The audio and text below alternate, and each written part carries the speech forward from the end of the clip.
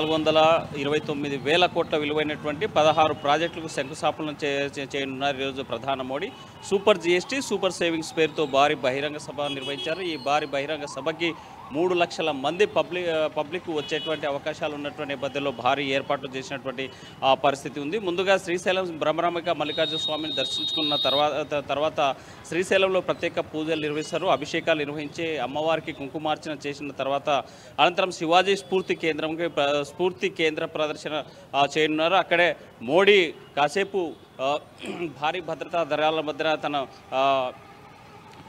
యోగా చేస్తారు. కర్నూలులో దీనికోసం పెద్ద ఎత్తున పోలీసు భద్రతా చర్యలు కూడా ఏర్పాటు చేయడం జరిగింది. ఎందుకంటే నల్లమల ఫారెస్ట్ ఒకప్పుడు మావోయిస్టులకు కేంద్రంగా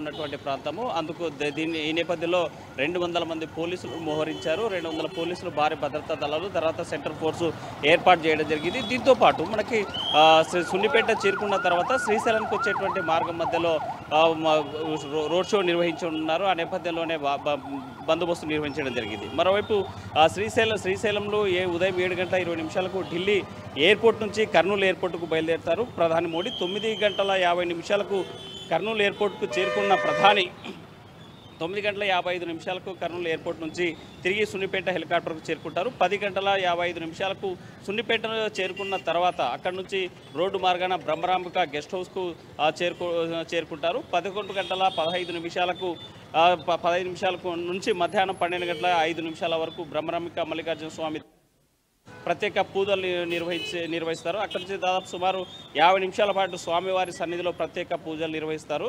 12:10 శివాజీ స్ఫూర్తి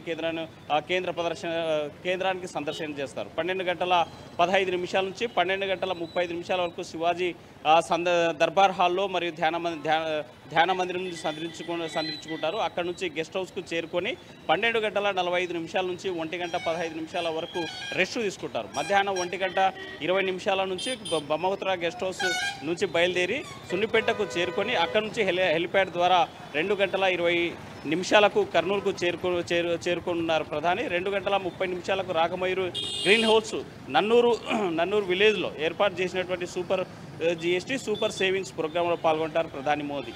1:35 పాటు సభా ప్రాంగణంలో పలు ప్రాజెక్టులకు సంబంధించి సుమారుగా 16 ప్రాజెక్టులకు శంకుస్థాపన చేయనున్నారు. దీని విలువ 13,429,000 కోట్లకు సంబంధించినటువంటి దీనిపైన ప్రధానంగా మోడీ ఈరోజు శంకుస్థాపన చేయనున్నారు.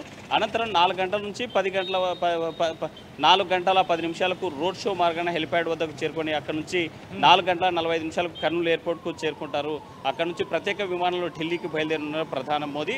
అయితే దీంట్లో ప్రధానంగా మనం చూసినట్లయితే ప్రధాని సభలో ఐదుగురికి మాత్రమే మాట్లాడే అవకాశం ఉంది. సభలో ప్రధానమంత్రి నరేంద్ర మోదీ, ముఖ్యమంత్రి చంద్రబాబు, ఉప ముఖ్యమంత్రి పవన్ కళ్యాణ్, మంత్రి లోకేష్ మాట్లాడతారు. మంత్రి టీజీ స్వాగతోపన్యాసం చేస్తారు. అయితే ఈ ప్రధాని మోడీ సభకు సంబంధించినటువంటి ఏర్పాట్లలో పెద్ద సంఖ్యలో నన్నూరు టోల్ ప్లాజా వద్ద ఏర్పాటు చేసినటువంటి భారీ బహిరంగ సభ 400 ఎకరాల్లో ఏర్పాటు చేశారు. 13 పార్కింగ్ ప్లేసులు ఏర్పాటు చేసినటువంటి పరిస్థితి ఉంది. దీంతో పాటు 7 మార్గాల ద్వారా సభా ప్రాంగణానికి చేరుకోవడానికి ప్రత్యేకమైనటువంటి ఏర్పాట్లు చేశారు.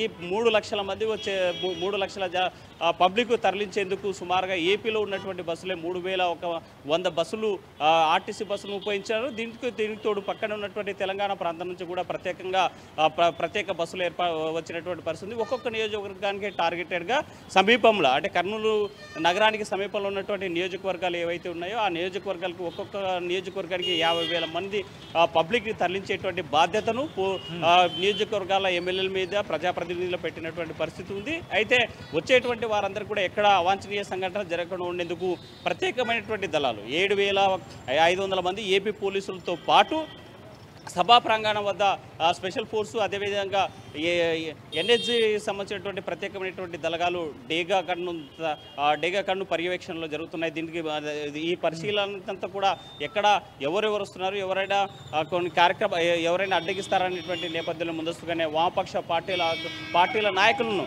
అర్ధరాత్రే అరెస్ట్ చేసినటువంటి పరిస్థితి ఉంది. మరోవైపు సుగాలి ప్రీతి అంశాన్ని ఎలాగైనా సరే నాకు ప్రధాని నరేంద్ర మోడీకి అవకాశం కల్పించండి, నాకు న్యాయం జరగలేదు, నేను 8 ఏళ్ళ నుంచి పోరాటం చేస్తున్నారు. నిందితులకు శిక్ష పడలేదనేసి ప్రీతిపై తల్లి పోరాటం చేస్తున్నటువంటి నేపథ్యంలో కూడా గృహ నిర్బంధం చేసినటువంటి పరిస్థితి ఉంది.